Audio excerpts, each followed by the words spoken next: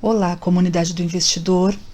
Hoje, quarta-feira, é dia de falarmos de renda fixa e tem surgido sempre questionamentos a cada novo comunicado do Copom, com a Selic sempre baixando, né, nas últimas reuniões. Então, nós vamos hoje, falando de renda fixa, conversar um pouquinho sobre investimentos nesse cenário e fazer uma análise para esse momento atual. Bom, uma introdução que é extremamente importante.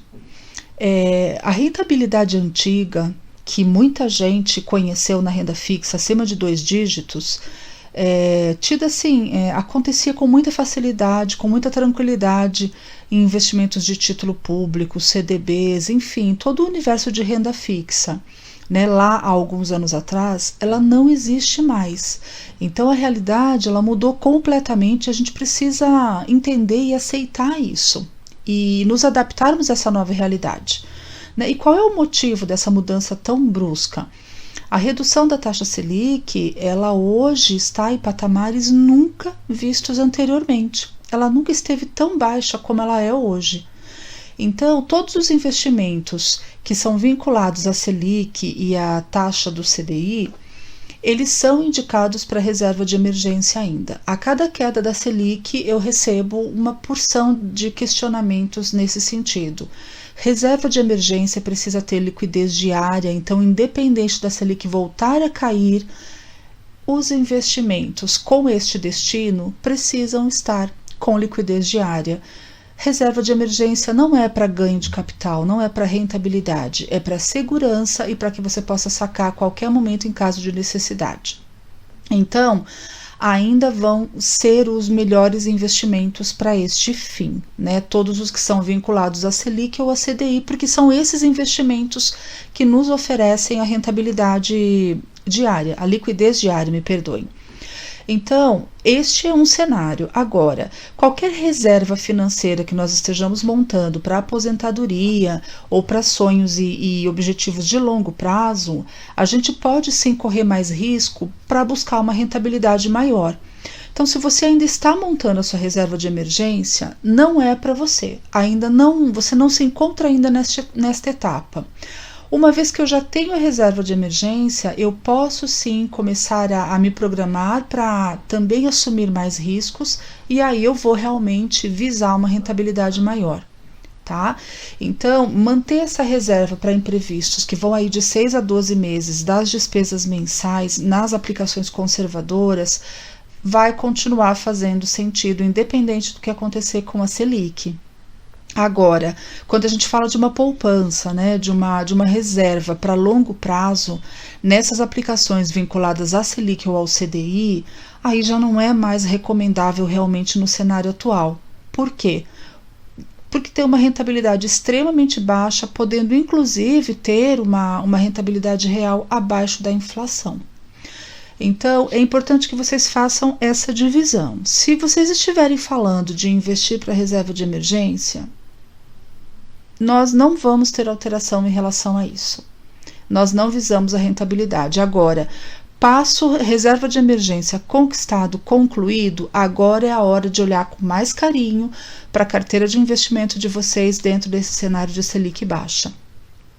A última reunião do Copom, né, que é o Comitê de Política Monetária, que aconteceu agora esse mês, em junho, né? Nós estamos no dia 1º de julho, mas que aconteceu agora em junho, reduziu a taxa Selic para 2,25% ao ano. Só para entender melhor por que a gente estava falando de rentabilidades de 2 dígitos lá no slide anterior, em 1999 a taxa Selic chegou a 45%. Então imagina deixar lá o seu dinheiro tranquilo, de maneira passiva, com risco extremamente baixo, rendendo 45% ao ano. Esse cenário morreu. E as pessoas estão com dificuldade de encarar e de aceitar e de se adaptar a essa nova realidade. Então, todos os investimentos, né, que eles têm o rendimento atrelado à Selic, têm um comprometimento enorme em relação à rentabilidade dentro dessa realidade que a gente vive. Uma coisa importante aqui, atenção. Tudo isso que nós estamos também conversando hoje são aulas que já tivemos, conteúdos que já foram ministrados. Então, a gente está revisitando e unindo esses conteúdos para que a gente consiga aplicar de maneira prática em relação ao que está acontecendo na nossa vida. Então, uma atenção especial neste ponto. As variações na Selic, quais são os investimentos que são mais atingidos, né? Que estão mais aí dependentes da Selic? São os CDBs pós-fixados, porque eles são remunerados pela taxa DI, o Tesouro Selic e os fundos de investimentos em renda fixa. Por quê? Eu tenho que ter muita atenção a esses 3 itens. Porque além da rentabilidade desses tipos de investimentos serem menores porque acompanham a Selic, estão atrelados a ela, nesses investimentos ainda vai incidir cobrança do imposto de renda e de taxas administrativas. E quem está investindo ainda nos bancões tradicionais, as taxas administrativas deles costumam ser elevadíssimas. Então, a taxa DI ou CDI, eles sempre vão acompanhar as variações da Selic. Então, quanto menor for a rentabilidade da Selic, quanto mais ela cair, menor também vai ser a rentabilidade desses investimentos que também acompanham aí esses rendimentos pela taxa DI ou CDI. Então, não tem como fechar essa conta de forma diferente. Então, muita atenção a esses tipos de investimentos que estão ali sempre atrelados. Bom, um outro ponto importante a gente não pode esquecer, quando a gente vê lá a rentabilidade de um investimento, que para que a gente encontre a remuneração real, eu ainda vou precisar descontar a inflação do período. A gente já conversou sobre isso lá atrás, nas aulas básicas, quando a gente aprendeu sobre Selic, CDI, IPCA, e a rentabilidade real, porque a gente tem um rendimento bruto e a gente tem um rendimento real, líquido, que a gente desconta essa inflação. Então, a rentabilidade desses investimentos que a gente está comentando aqui, que são remunerados pela Selic, eles não vão ser de 2,25% ao ano. Por quê? Desse cálculo, eu ainda tenho que subtrair a inflação do período, as taxas de administração, dependendo do meu investimento, se forem cobradas, e ainda o imposto de renda, quando ele for devido. Então, tudo isso nós já vimos lá, como calcular, o que cada um significa. Revisitem as aulas se for necessário, mas a gente precisa aplicar esse conhecimento e fazer conta para que a gente faça investimentos mais inteligentes, tá bom? Este ano, ainda o Copom, na última reunião, ele sinalizou ainda a possibilidade de fazer algum ajuste fino na Selic. Então, a gente ainda pode ter novos cortes de 0,25, 0,5, 0,75, os analistas, o pessoal de finanças, eles estão numa expectativa de algo em torno disso. Então, ainda podemos ter novos cortes. Então, se você possui investimentos que são atrelados à Selic, é muito importante que você entenda que é o momento de você revisar todos os seus investimentos, tá? Para que você possa obter mais rentabilidade. E quando nós falamos de revisar os investimentos, nós não estamos incluindo aqui o que é destinado à reserva de emergência, mais uma vez. Então vamos lá, o que eu tenho como alternativa, tá? Para investimentos de médio e longo prazo, nesse cenário da Selic tão baixa. Um dos pontos muito importantes para vocês estudarem com carinho e avaliarem são os fundos imobiliários. Por quê? Eles são negociados na bolsa diariamente, então é uma excelente alternativa para quem está buscando uma maior rentabilidade, só que também não pode abrir mão da liquidez. Eles são ali comprados e vendidos diariamente, então vocês não vão ter dificuldades de rentabilizar e de ter o dinheiro disponível para vocês. Um outro ponto é que com a Selic tão baixa, os FIIs é claro que vão oferecer uma rentabilidade muito maior. Para a gente ter uma ideia, no último ano fechado, que foi 2019, o IFIX, que é o índice que mede os fundos imobiliários, assim como a gente tem o IBOV para as ações, ele valorizou 36% no ano. O CDI em 2019 acumulou 5,96%. Então, olha a diferença de rentabilidade se a gente tivesse com uma carteira em fundos imobiliários. Uma outra coisa super interessante nesse tipo de investimento é que os rendimentos dos FIIs eles são isentos de imposto de renda.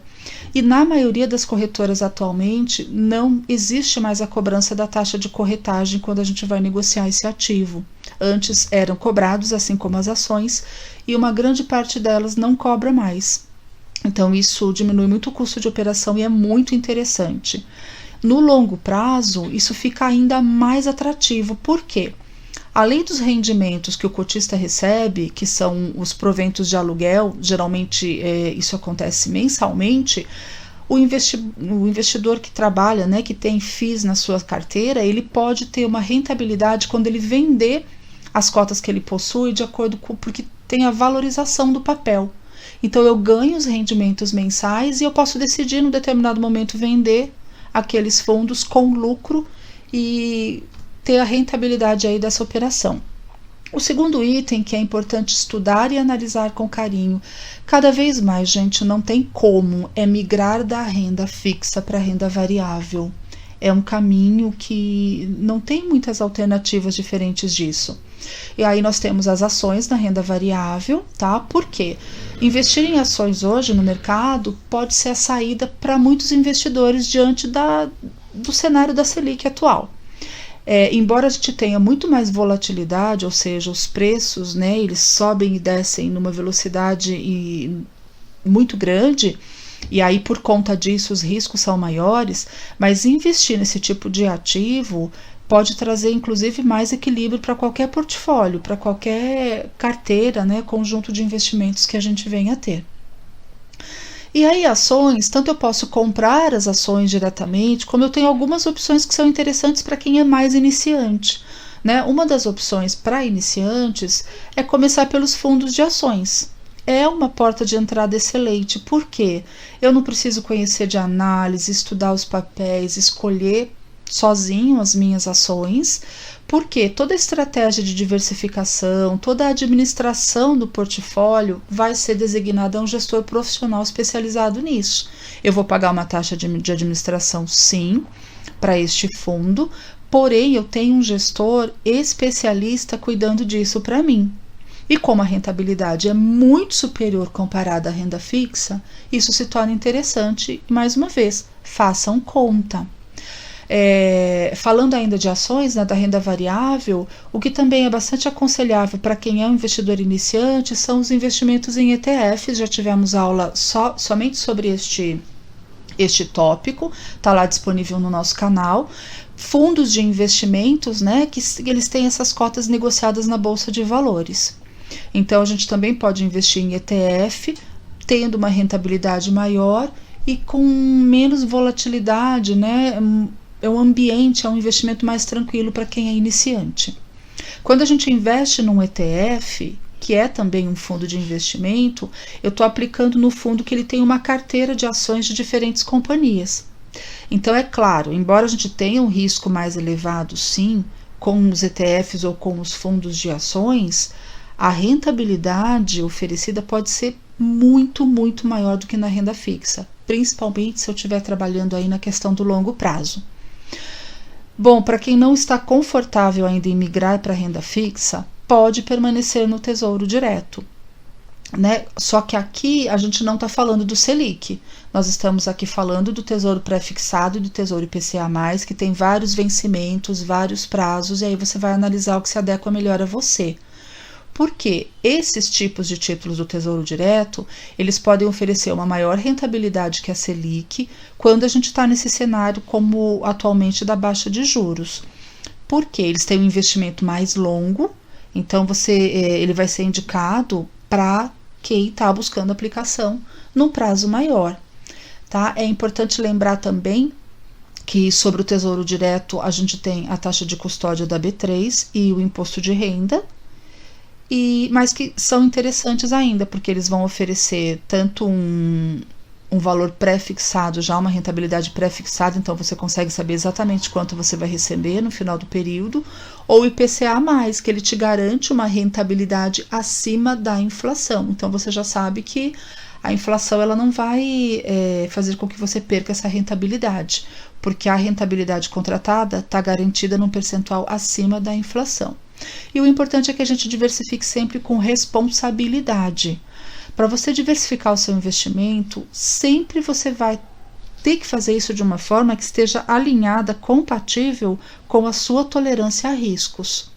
com o planejamento que você fez do seu dinheiro e com os objetivos de investimento que você tem. A gente também já conversou sobre isso. E o último ponto super importante, tá? Quando a gente está falando de ganhar dinheiro, né, de rentabilidade, de aumento de patrimônio, com a Selic baixa desse jeito, isso significa que a gente tem que se livrar ao máximo de todas as taxas e tributos que são cobrados.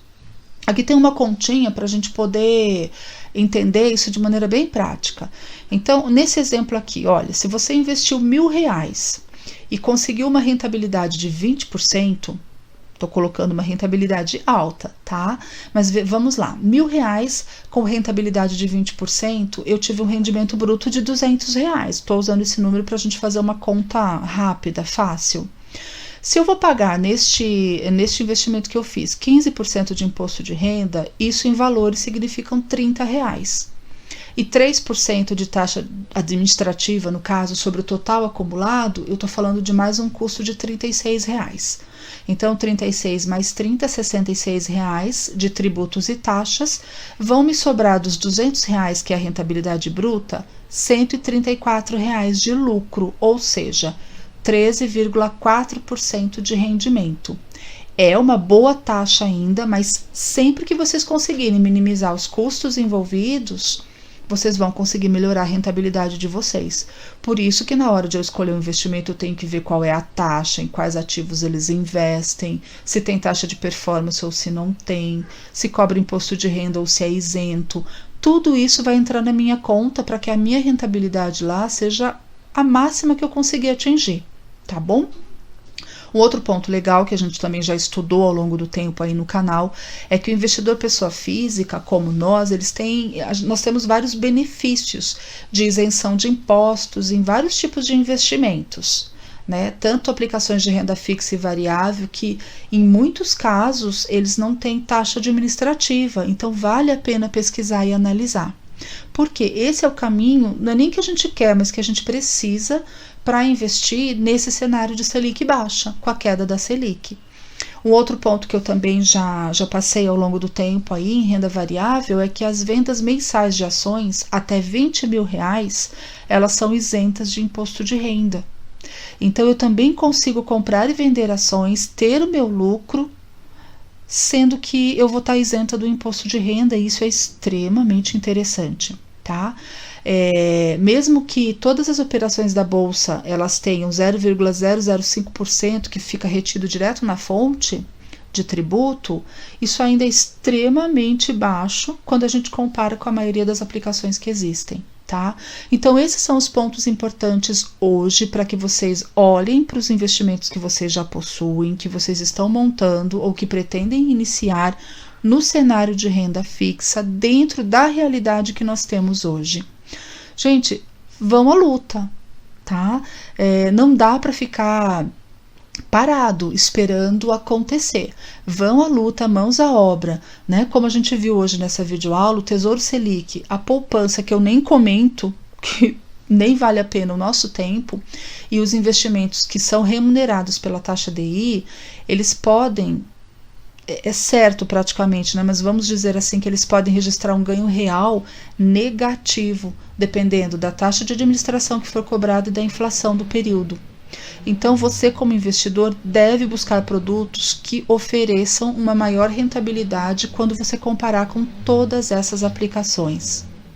Gente, por hoje é só. Gratidão imensa sempre. Muito obrigada pela companhia de vocês e até a próxima aula.